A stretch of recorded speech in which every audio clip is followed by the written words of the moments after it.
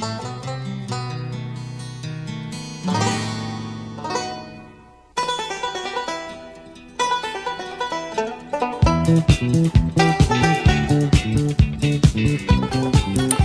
and welcome to another episode of the Cover Zero podcast, the show where I cover the least in the best way possible.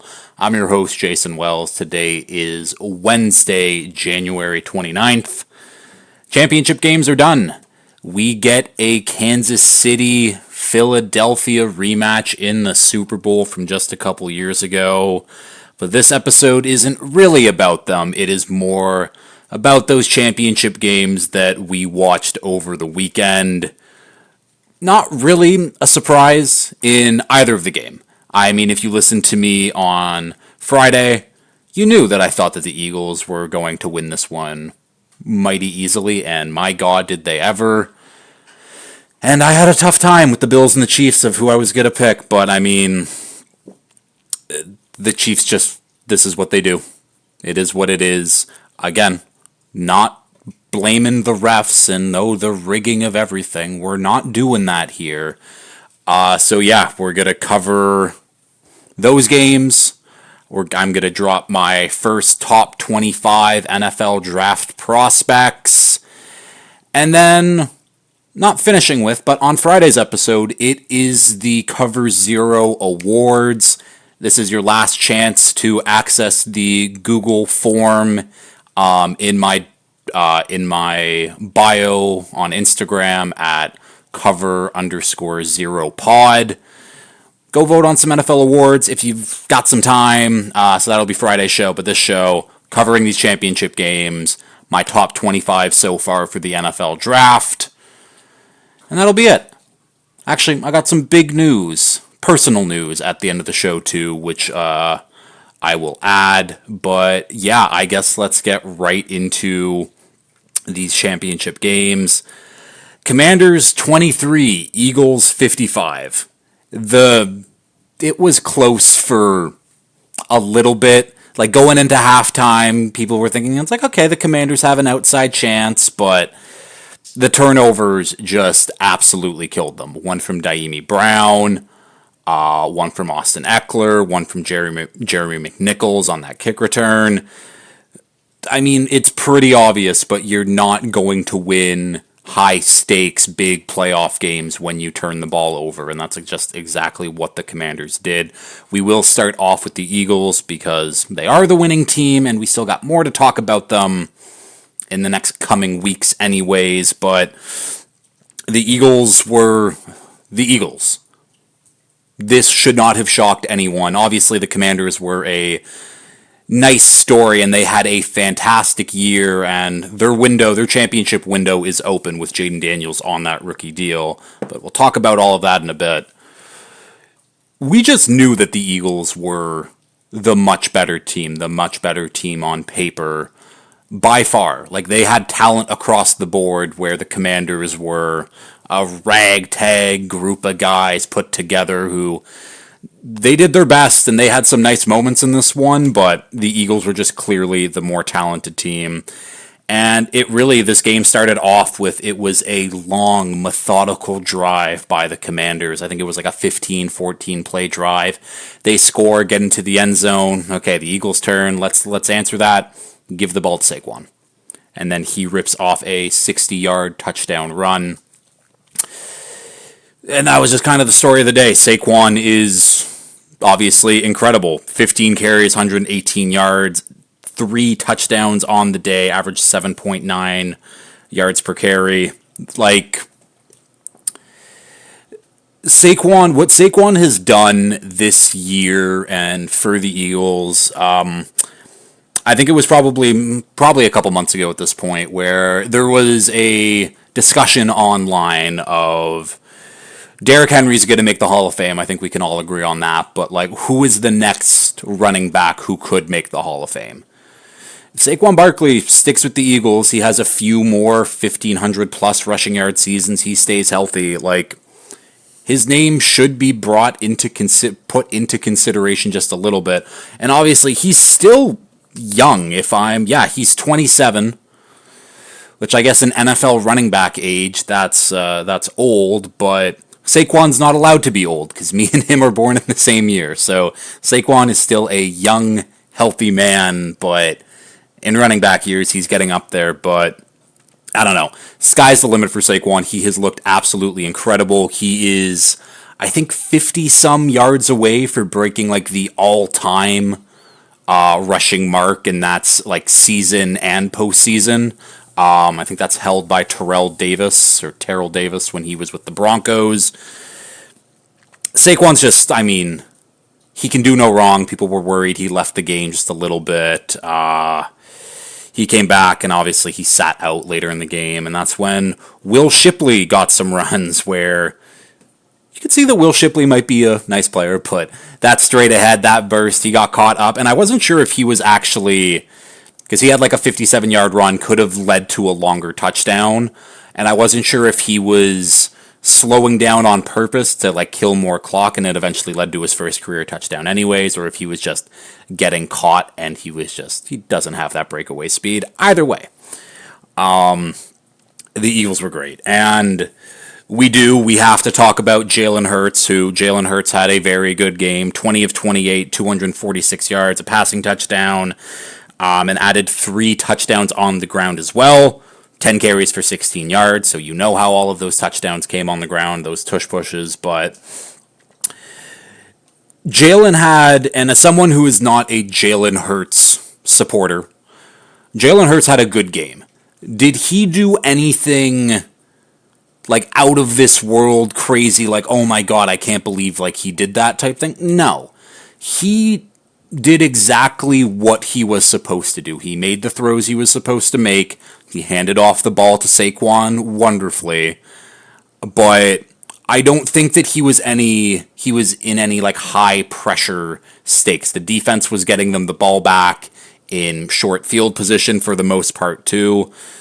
Again, Jalen Hurts had a good game, but there's people being like, oh, Jalen Hurts top 5, don't discredit, blah, blah, blah.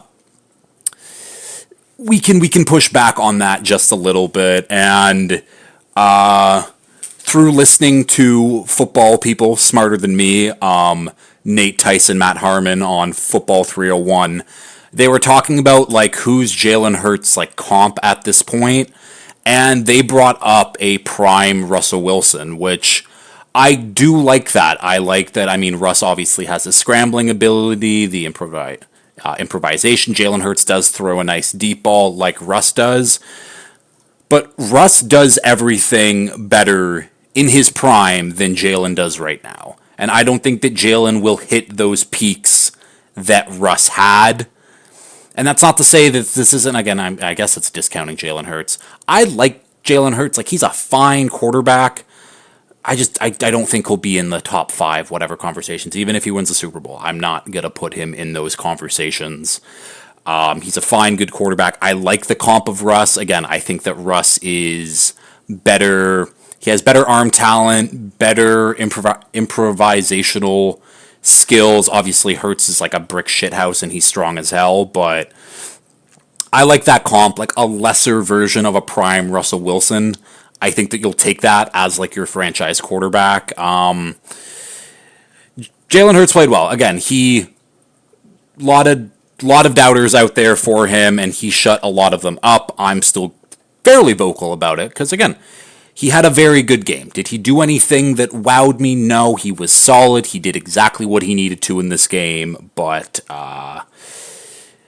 and with Jalen Hurts coming alive just a little bit in this one, A.J. Brown got going. 6 catches, 96 yards, and a TD in this one.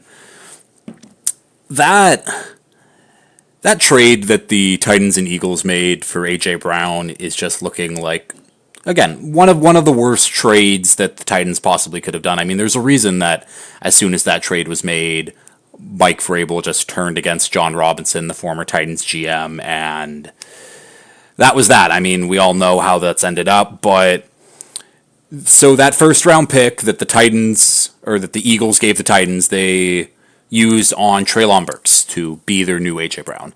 A.J. Brown has more Super Bowl appearances at this point than Treylon Burks has career touchdowns.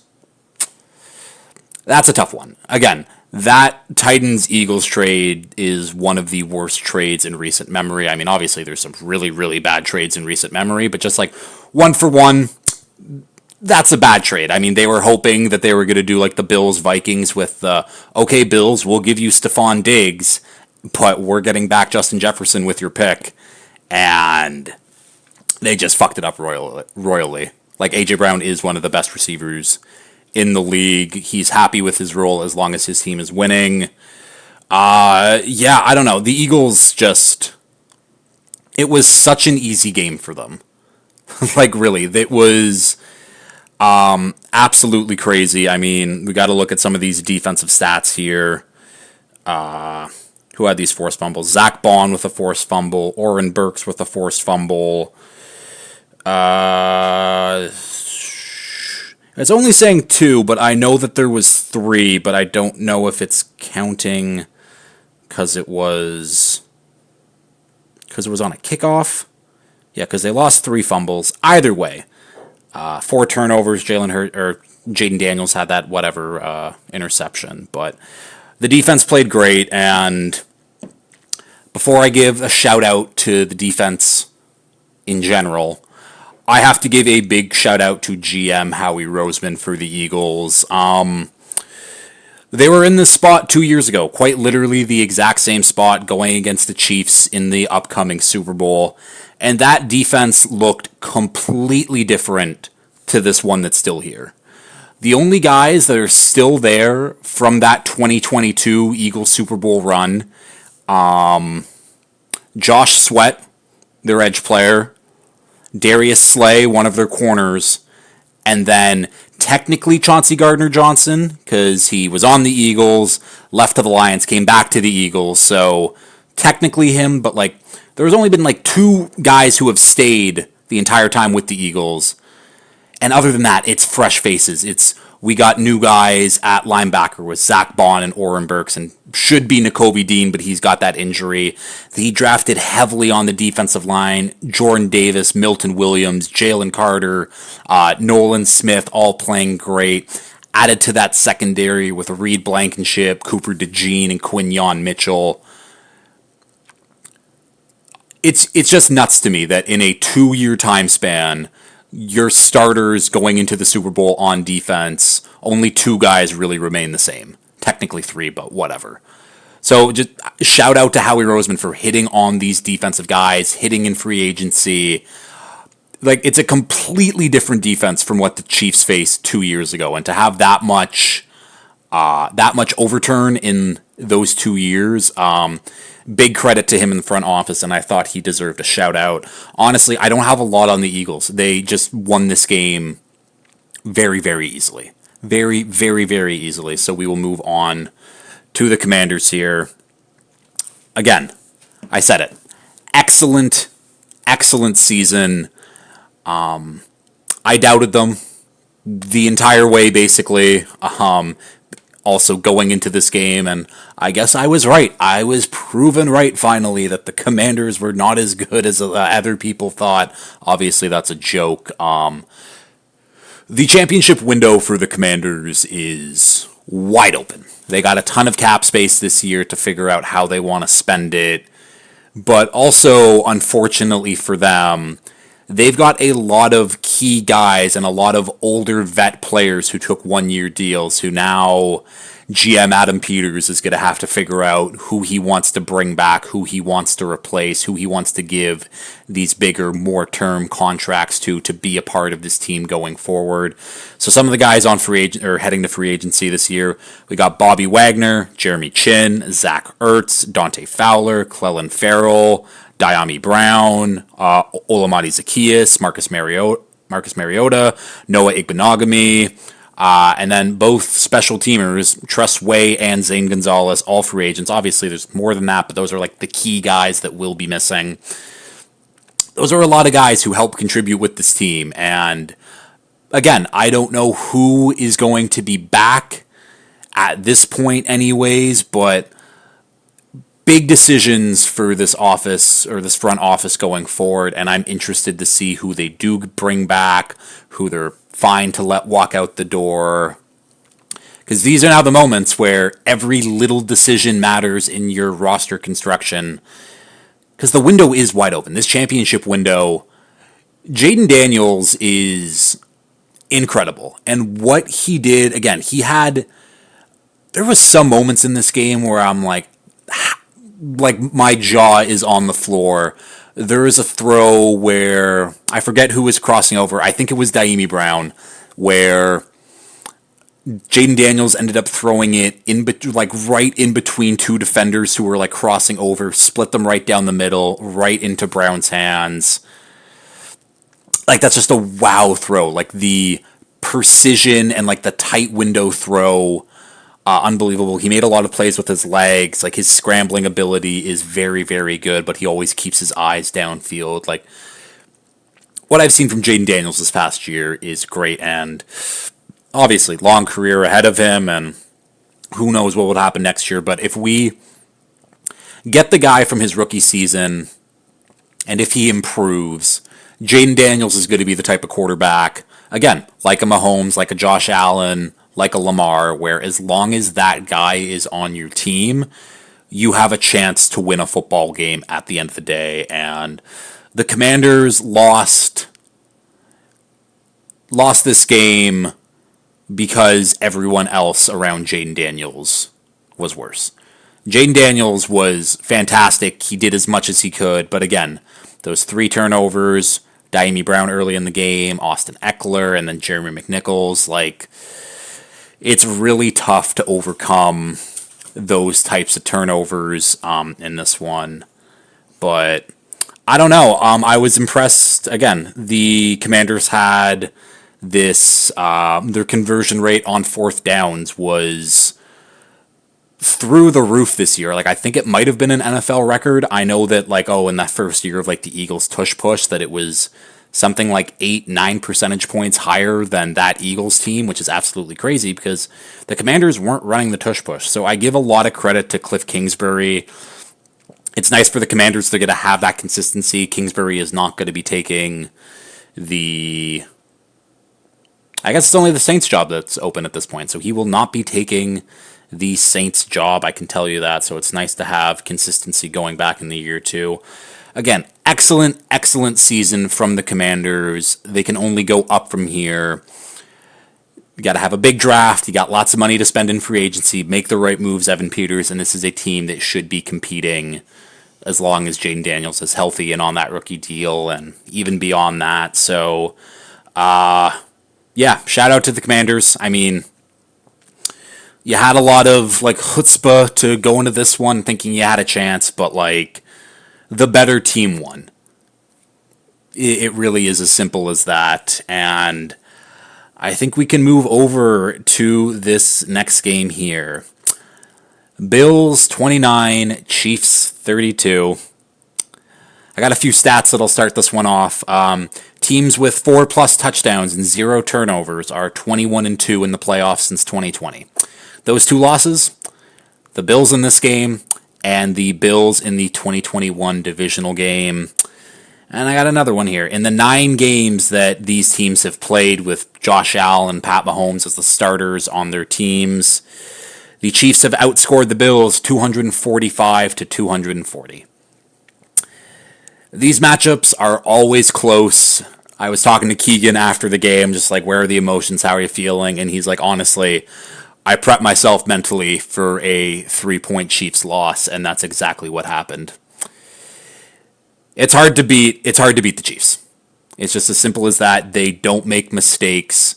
They let you make the mistakes and not execute on these plays. It's tough, but again, at the end of the day, the Chiefs did it again. Their defense stepped up when it mattered. The rest of the team, again, stepped up when it mattered. Shout out to Juju Smith-Schuster for randomly having a pretty big game in this one. 2 catches for 60 yards. Shout out Juju for, again, the Chiefs just get these guys who just, okay, we'll need you for 1, 2, maybe 3 plays this entire game, and they just execute on them. And shout out to Kareem Hunt, their leading rusher, who didn't have a job going into this year. Looked like the last few years when he was on the Browns that he was in like a steady decline, and now he's the leading rusher on a Super Bowl team. It's I don't know. It's crazy. Xavier Worthy again making the Bills. That's the other thing that sucks is obviously we all know, or maybe people don't know, but when Pat Mahomes was drafted, the Chiefs actually traded up with the Bills to get Pat Mahomes, which we obviously all know how that's gone. And then this more recent one was the Bills trading out with the Chiefs so they could get Xavier Worthy. And Xavier Worthy's looked like a damn good player, I can tell you that. Yeah, the Chiefs were just better. And I know that a few people listening are probably like, talk about the refs. They fucked them. They screwed them over. Blah, blah, blah. The Bills should have won. I guess so. And I guess I do have to bring it up because it is a topic of discussion of how, oh, it's rigged and blah, blah, blah. It's, first of all, it's not rigged. You're just a whiny little bitch if you think it's rigged. But I will talk about those two calls because there seems to be two calls that everyone points to. And I'll start off with the Xavier Worthy catch that brought them to the 3-yard line where they eventually scored a touchdown. So ball gets thrown up. Xavier Worthy and I think Cole Bishop, the rookie safety for the Bills, fighting for the ball. Tie goes to the receiver in those cases. People were complaining, oh, that was an interception anyways. No, it wasn't. Tie goes to the receiver. They both had very clear possession of the ball. Tie goes to Worthy. Shitty argument. The other part of that argument was, oh, well, the ball hit the ground, so it wasn't a catch anyways. As the receiver, you can have possession of the ball, fall to the ground, have that ball hit the ground, but if it doesn't move, if it doesn't, like, again, if you have full possession and that ball just stays still as it hits the ground, it's a catch. So the ball did not move when it hit the ground. It's a catch. And let's just say it wasn't a catch. Whatever, the refs fucked it up, sure. There was a penalty on that play for defensive holding that would have given the Chiefs a first down anyways. Would have moved them to inside the Bills' 30-yard line. I think it actually would have been at like the 23-yard line.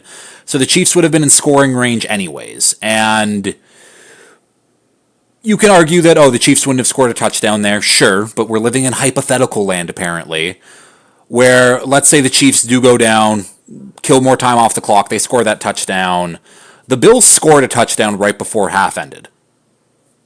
So if the Chiefs don't get that, so if that Worthy catch didn't count, they accept that penalty, they take more time off the clock, you can say that the Bills wouldn't have had time to go down the field, score their own touchdown, make it more of a game. So in a way, that non-call by the refs actually helped the Bills out more because it gave them another opportunity to score before the half.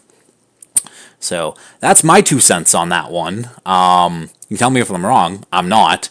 And the other one, the Josh Allen 4th down call, which there were so many times that they were running it on 4th and short where it wasn't even a tush push. It was just a shitty QB sneak. The guys behind Josh Allen weren't pushing him whatsoever. But that's a whole other point and is what it is. But it was inconclusive. Like, I don't know how you can say that, oh, he clearly got past the first down. It was called, he was short on the field, and when they go and they call up and they look at all the camera angles, it has to be conclusive evidence that he cleared that first down marker. It wasn't clear whatsoever. It was close, you can say that, but inconclusive at best. Didn't get it. Again, the Chiefs stuffed them on 3rd and short, 4th and short multiple times because running at Chris Jones, not a great strategy. So yeah, that's the refs, I guess. But again, the Chiefs did exactly what they were supposed to do. And the Bills even had a chance to win the game at the end. They had 3 minutes and 30 seconds left on the clock. Lots of time left to go down the field, tie it with a field goal, or even go up ahead with a touchdown. And then Demon Spags comes to play. Steve Spagnuolo, the Chiefs defensive coordinator, he dialed up a couple blitzes on that last drive that just, like, There's a reason why Chris Jones said after the game is like, we're going to keep winning as long as this guy remains our defensive coordinator. Like, other teams should actively be trying to take this guy away from us. And I don't disagree, but that call on 4th down to send a zero blitz on Allen, like, the play that they had called was going to work. Whether it was Kincaid being open or Shakir, which I think that the play was actually designed for, he was open too. But obviously Allen, he had 3 guys in his face basically as soon as the ball snapped. He tried to make, again, he got the throw off. And then Kincaid drops the ball. A lot of people are comparing the Kincaid drop to the Mark Andrews drop. It's not comparable in my opinion.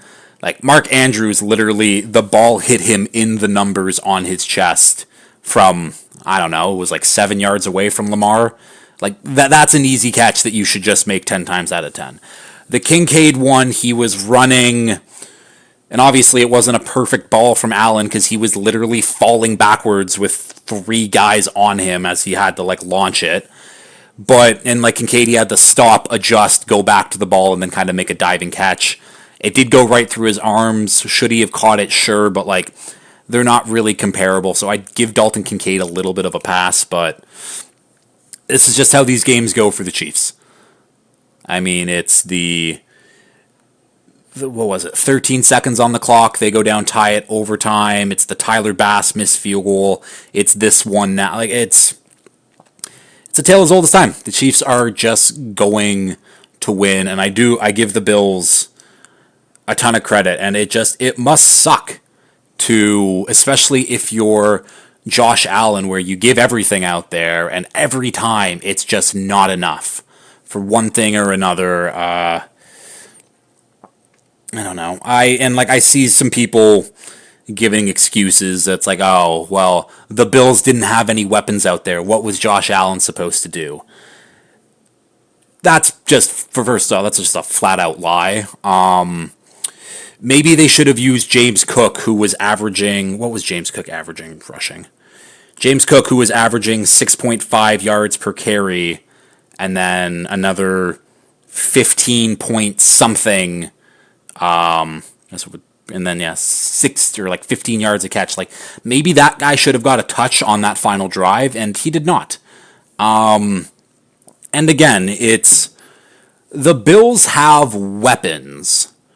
It's just they're not the right ones at this moment. Brandon Beane, the GM, has tried to invest in guys outside of Diggs. Khalil Shakir is a very nice piece. He's a very good wide receiver too. Someone who you want in the slot who can get open. He's a great player to have. He's not a true number 1, and they needed a true outside receiver in this one because it can't be Mac Hollins. I love Mac Hollins. I wish he was still on the Dolphins. He's a great football player in general, but he can't be your leading receiver in an AFC Championship game. And they've tried to invest. They sent a 3rd-round pick to the Browns for Amari Cooper, and Amari Cooper showed up a little bit in this one, but not good enough. They drafted Keon Coleman, and Keon Coleman had a good rookie season, and obviously he's a rookie. We'll see what he does going into next year, but like, wasn't good enough either. Dalton Kincaid, who they drafted in the 1st round just a couple years ago, he also just wasn't good enough. Like, they've invested, it's just it hasn't worked out. And James Cook is someone who should get used more.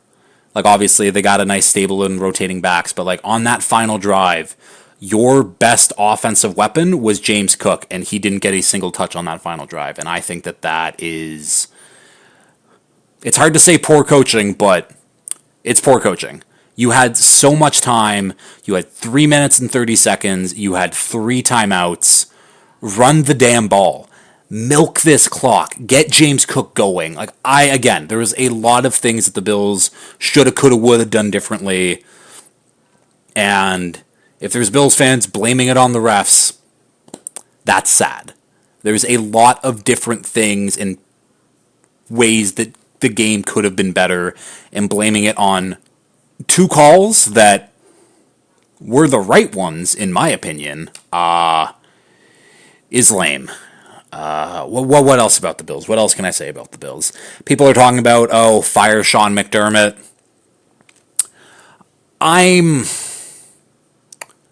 You can't at this point.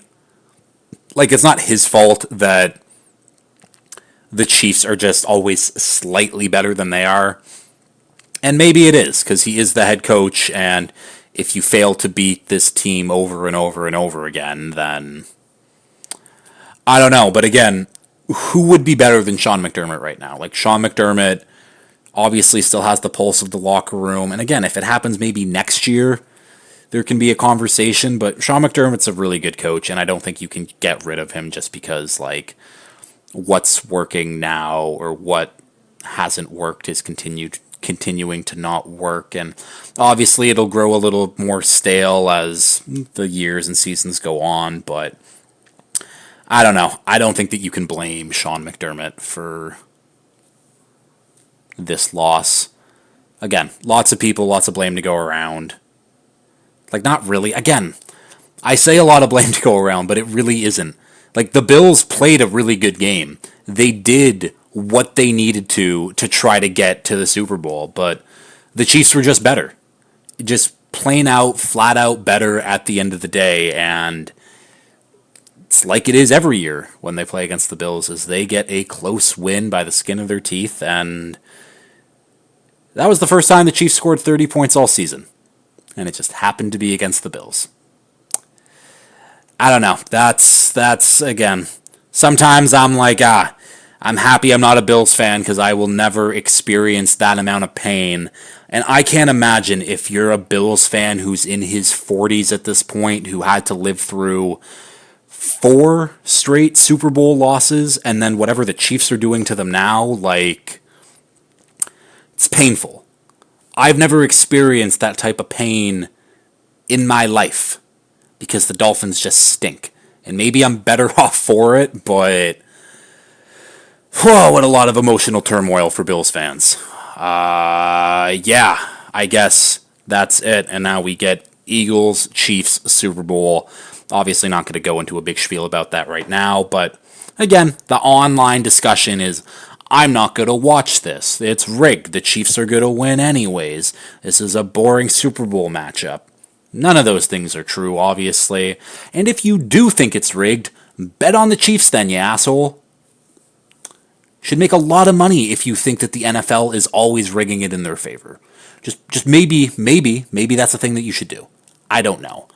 But I don't know. To say it's a boring matchup is crazy to me. I think that these are the two best respective teams from their conference. Like, obviously, I've been saying that the Eagles are the most talented team in the NFL for most of the season, and oh my god, the most talented team in the league is playing in the Super Bowl, and the Chiefs are just the fucking Chiefs. Not a shock that they're back here again. And I don't know, like, the chance to see the Chiefs win or have the first ever three-peat in the history of the NFL, that's cool. I would also like to see DeAndre Hopkins win a Super Bowl ring. He's had a really good career. This would be a nice way to cap it off. Eagles on the other side, not really. It would be nice to see Saquon win a ring. That would be great, obviously, after the start he's had to his career and the injuries with the Giants, and they would just cap off, like, again, one of the best seasons a running back has ever had. Anyone else on the Eagles who... Cooper DeJean, of course, the great white hope. Would love to see a white corner win the Super Bowl, but I don't know. And we'll get into the matchups and everything, but it's not boring. You're all going to watch the Super Bowl. It's the fucking Super Bowl. It's going to be great. This is, again, I'm really excited for this game. I'm picking the Chiefs. I won't even wait till next Friday to be like, I don't know who I'm hemming and hawing of who I'm going to pick. I'm picking the Chiefs. Why wouldn't I? Why wouldn't I pick the Chiefs at this point? So, we're picking the Chiefs, and we can go on to my top 25 NFL draft prospects here. So, we'll start off with some guys who I just don't have in my top 25, and we can talk about them very, very quickly here. But the guys who, like, just missed the cut for me, Jalen Walker out of Georgia, someone who Daniel Jeremiah just today put out his top 50, and he had Jalen Walker as I think the number 5 or number 6 best player in this class. I don't really get it. He's a small edge rusher at best, and like a pretty good off-ball linebacker. He's like a tweener guy, and I don't like tweener football players. It's have a role and be really, really good at that role. I can see what Jalen Walker could develop into. Like, I see a guy like Andrew Van Ginkel who drops back in pass coverage, also rushes the passer really well. Like, could Jalen Walker be an elevated version of Andrew Van Ginkel who made an all-pro team this year? Maybe. Maybe. Like, but I don't see it. I think his athletic testing will go a long way for me to see how he does. And obviously there's months and months more of figuring out, but just my initial take on Jalen Walker, I don't really get it at this point. So other guys, I don't have Emeka Ibuka in my top 25.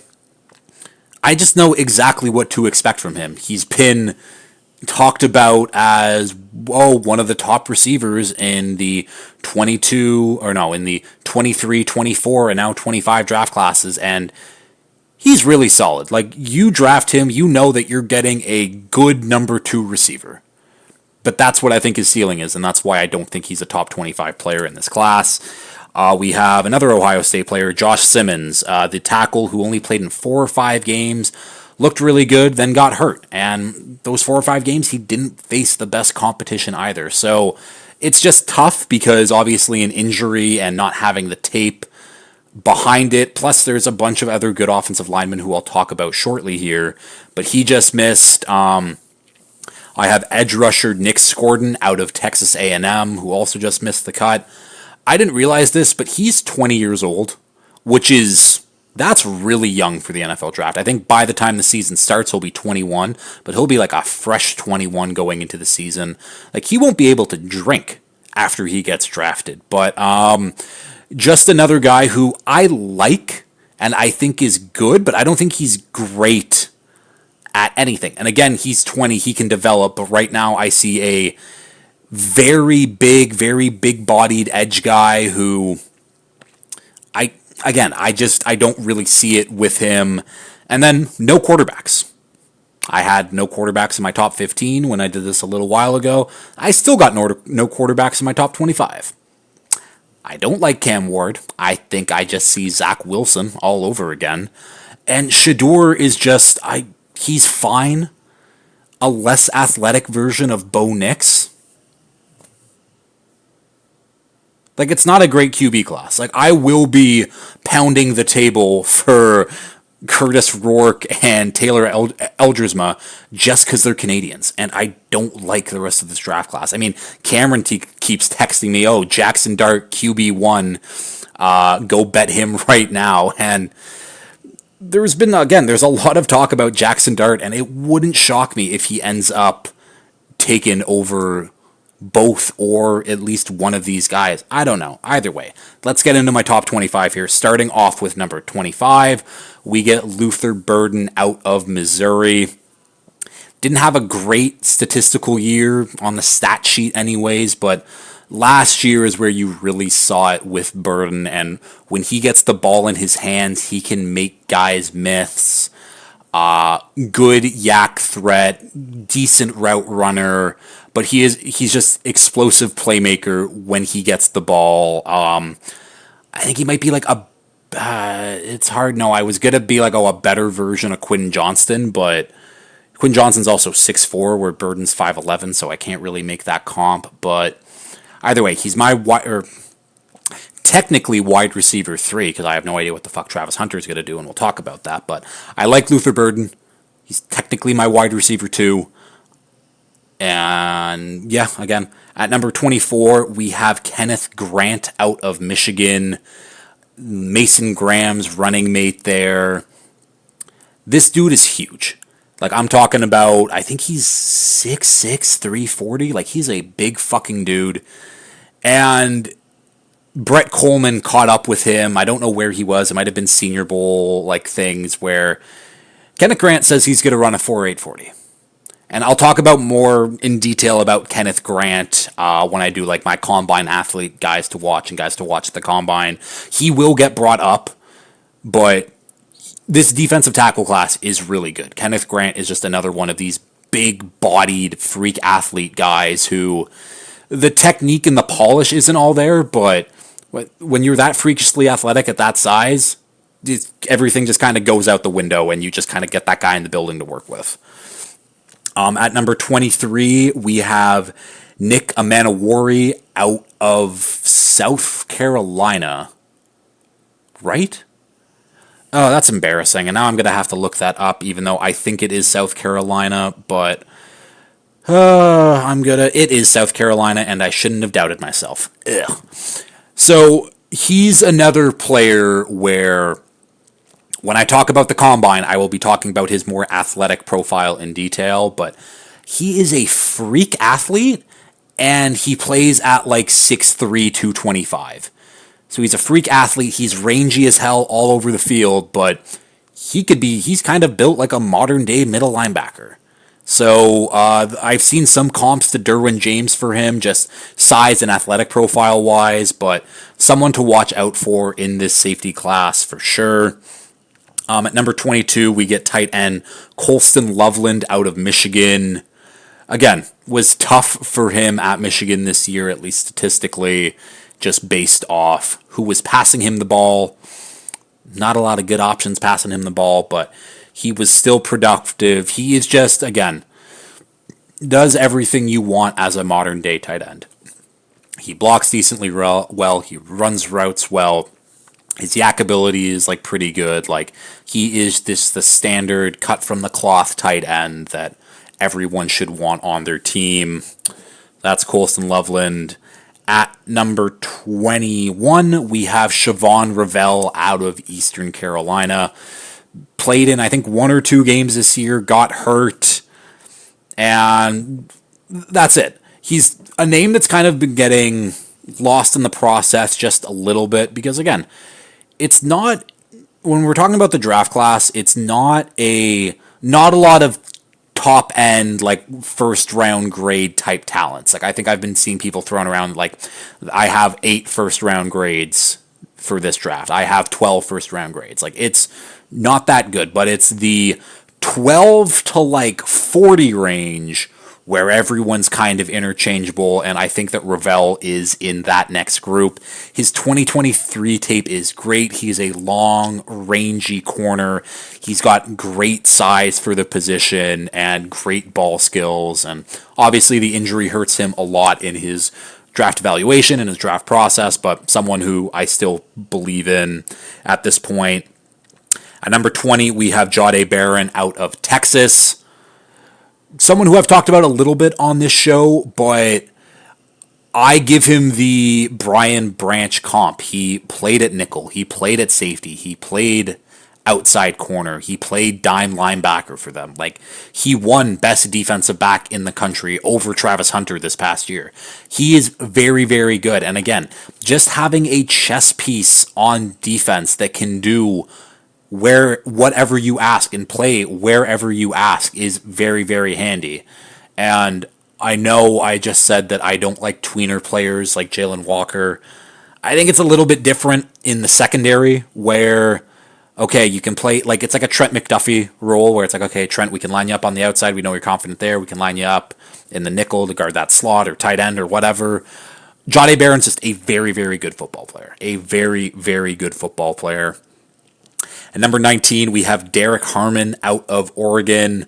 Only a 1-year player at Oregon, transferred over from Michigan State. But Oregon, he took a big jump in just basically everything across the board. Again, not one of these guys who will wow you with the elite traits or athleticism, but just consistent at everything across the board. He's got pass rush moves. He's a good run defender. Like, this is just a guy who you're not expecting him to be Aaron Donald or...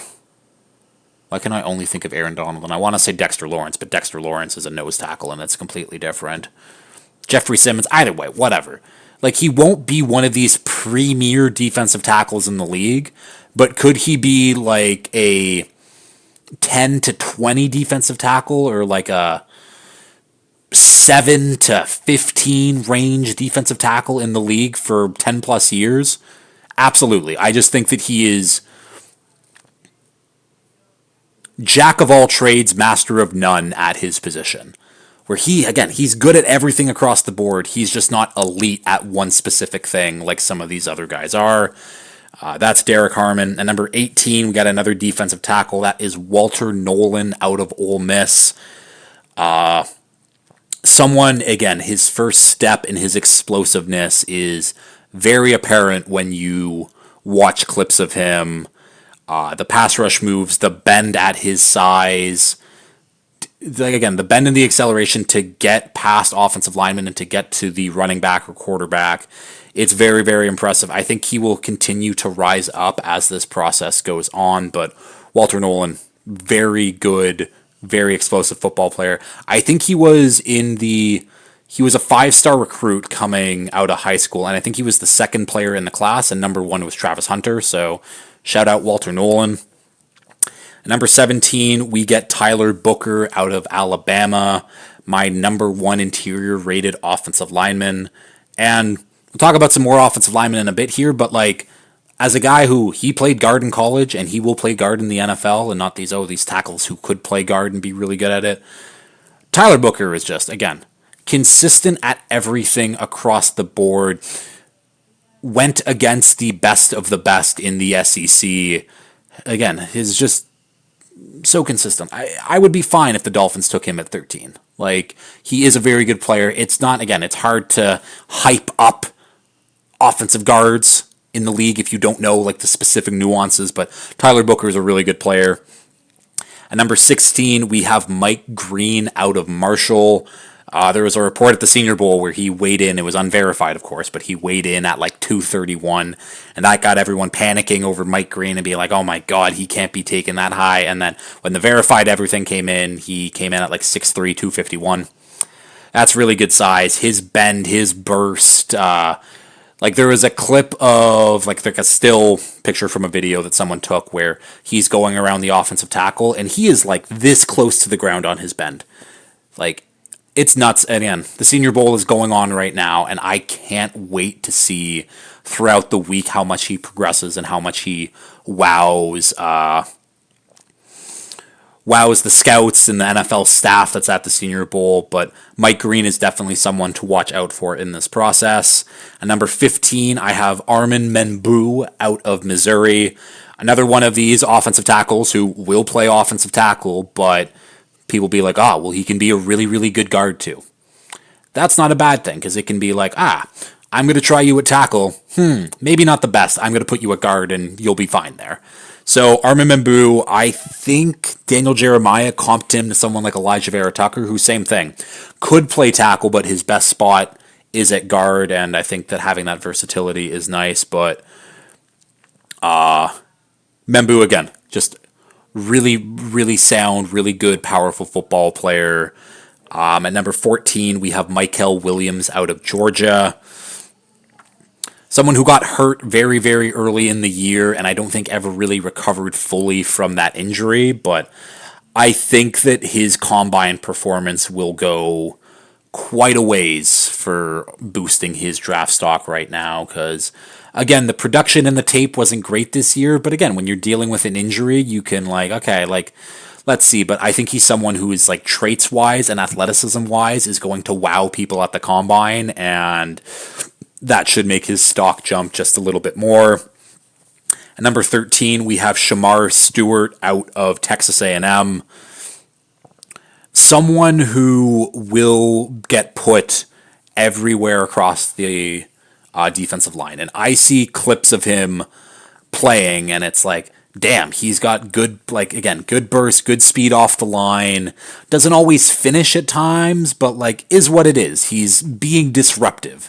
You can work on the finishing stuff later, but when you look at him, you don't think that, that guy is 6'6", 290. You think that he's 6'6", 260, 270 maybe, but he's a big boy. Like, he can play, he can be your edge, he can be on the interior. Like, I think that, like a Leonard Williams type player where he can just kind of move over, like a JJ Watt type guy as well.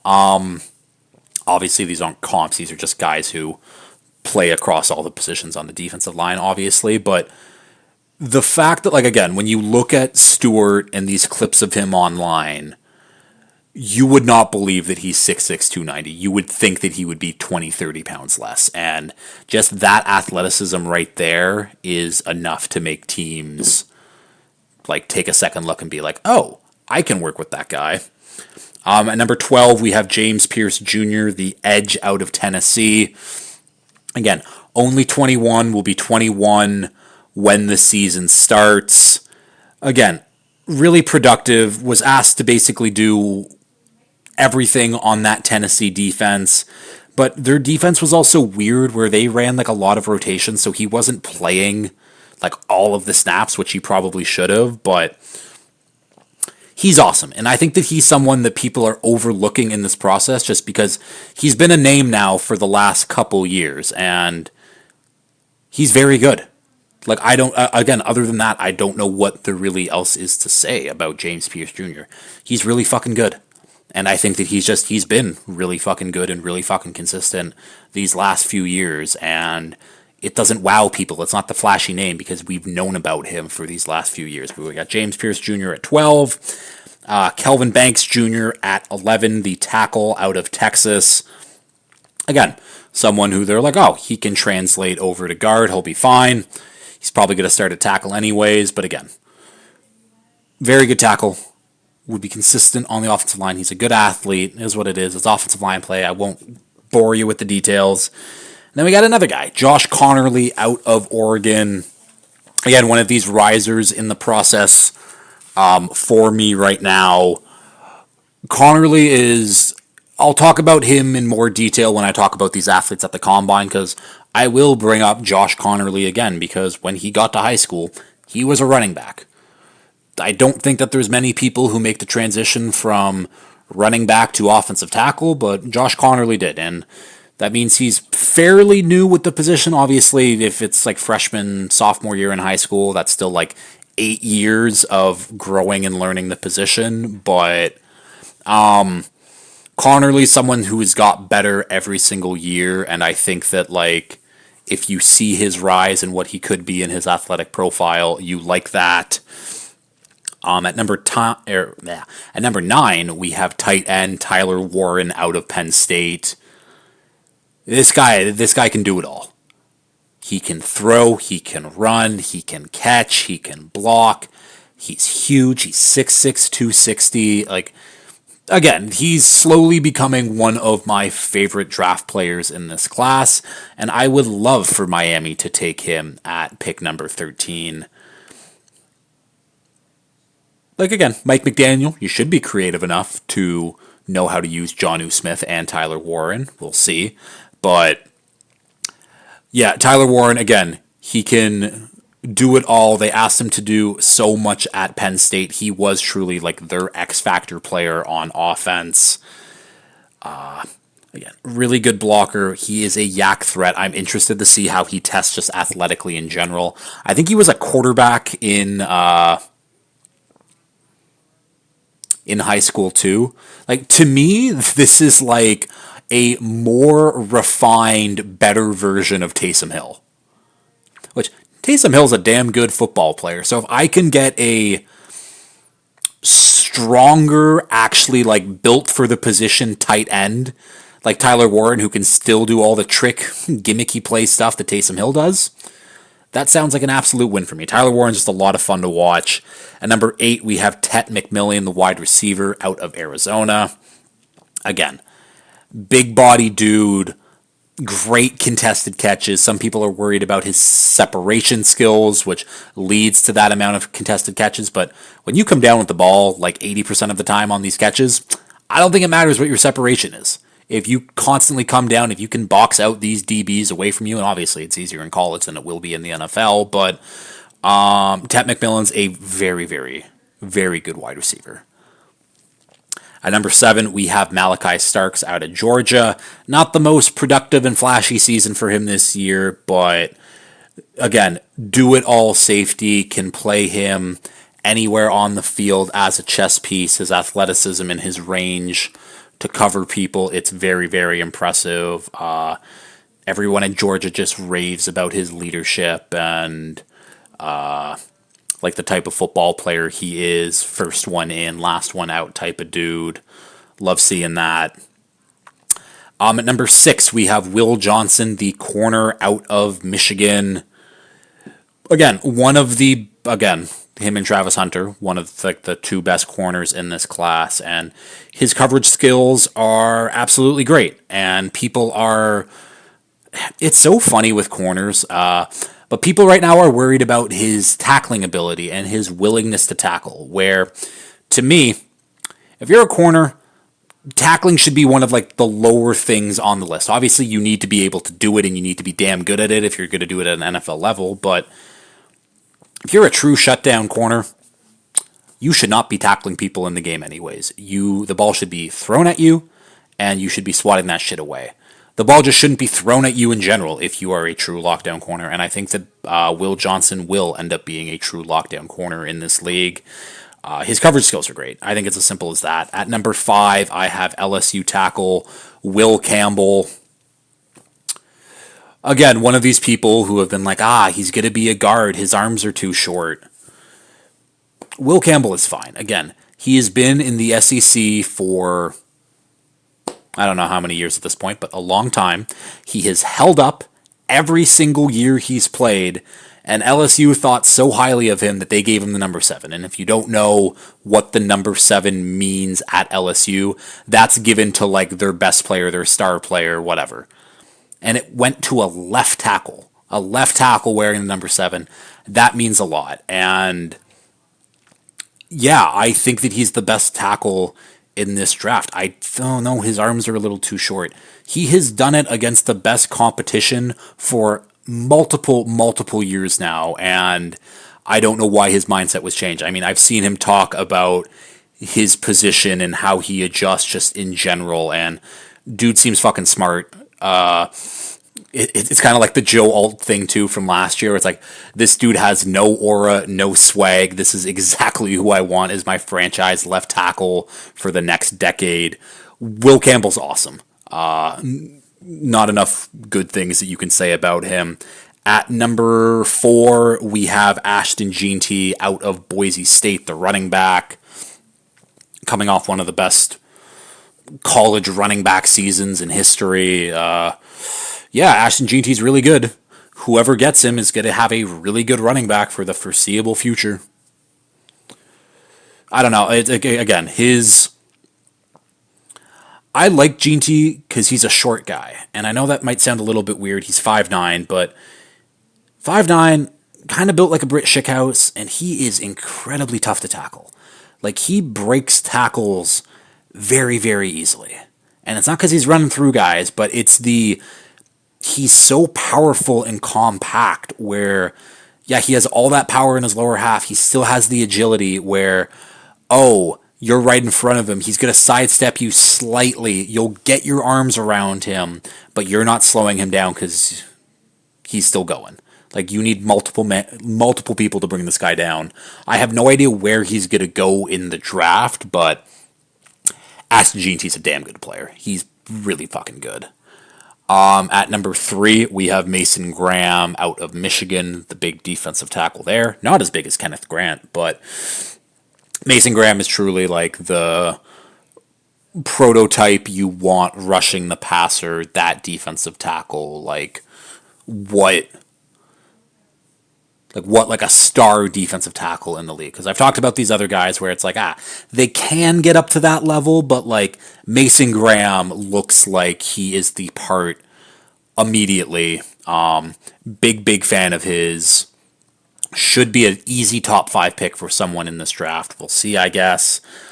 And at number 2, we have Travis Hunter. So I think I had Travis Hunter at number 4, number 5 in my last one. And I've come around that the guy who is a damn near elite corner and a really fucking good wide receiver is, yeah, one of the better players in the class. And I knew this already, but like, just again, his coverage skills, if he wants to be a corner, he can be a damn good corner. If he wants to be a wide receiver, he can be a damn good wide receiver. But it's just all depends on what he wants his role to be in the NFL, what teams want his role to be in the NFL. Because obviously, wide receivers make more money. Got into a debate today of would you rather have like a top 5 corner or like a top 15 wide receiver, where it's like, I don't know, would you rather have A.J. Brown versus like Pat Surtain? I don't know. It's tough, but like, I personally think that Travis Hunter has a higher ceiling at corner than he does at wide receiver. I don't think he'd ever be one of the elite wide receivers in the league, like a CD or a Jamar Chase or a Justin Jefferson, but like I think he would be in like that next group of where you see like an AJ Brown and Nico Collins and Amon-Ra. List goes on and on. I don't know. He's again such a fun player. I really hope that he participates in like both sets of like practices at the combine. He does the DB drills, he does the wide receiver drills. Like I would think that would be really fun. And obviously he's got to worry about his own health and his body, and like you don't want injuries and stuff, but like that would just be awesome to see from a fan perspective anyway, so I hope he does it. And then at number 1, we get Abdul Carter, the edge out of Penn State. He is a freak. His burst and athleticism, like again, when he tests, what did Chop Robinson run last? I think Chop ran like a 4.44. I think Abdul Carter might be faster, and Chop has his get off is fucking like first 99th percentile, like it's awesome.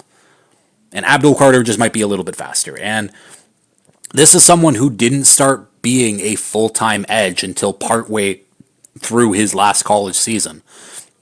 So he is a very raw player who has already won the best edge player in this class with a lot of good edge players in it, and far and away the best edge player in the class. And on top of the athleticism, he had the production while learning to play the position basically as he went on. But when I watched that, who was it? Was it Penn State, Ohio State? Was that the game? Who did Penn State? I again, it's so far, it's actually not that long ago, but and I should remember. But either way, Penn State in that last playoff game where Abdul Carter he had like a broken shoulder and he was still constantly wrecking havoc anywhere. Like, I don't know. I'm sold on him. I'm sold on him if the Titans want to take him first overall. Not obviously because I have a plus 6,000 ticket on him to go first overall, but just in general because I think he deserves it, and he does deserve to go first overall. But would be nice to get that little bit of a payday. Yeah, those are my initial top 25. If you have comments on it, sure, it's going to change honestly, it's probably going to change.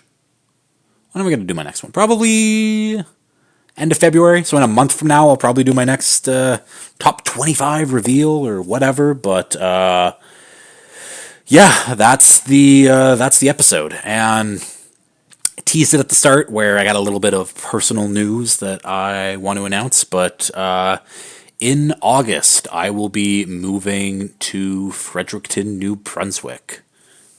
Yay! Yeah, so I have been applying to bunch of different colleges across Canada, and I found MCFT in Fredericton, which is the Maritime College of Forest Technologies. So basically your boy is going back to school to hang out in a forest for a living, which sounds like a lot of fun to me. No, I'm very excited for this next step in my life, and to have the people around me to support me in this process. And I can't thank my girlfriend enough for supporting me and helping me with my applications. And I don't know, I'm very excited about this. I feel like I finally found something that I want to do and think career-wise would be great. I love working outdoors. I love just outdoors in general, and I'm really, really excited. So the next few months will be definitely a little stressful. Got to find a place to live. got to drive. I mean, it's 11 hours from Ottawa to Fredericton, so got to make that move at some point. But yeah, I don't know. I'm just really excited about it, and I don't know. I can't wait. Obviously, podcast might be a little bit different next season, just because I will be in school full time, and it'll probably look a little bit different. I'll just say that from now. But yeah, that's the big news. I think I'll just end it here then. If you have liked this, as always, please like, share, retweet, subscribe, tell all your friends, all that fun stuff. And until next time, peace.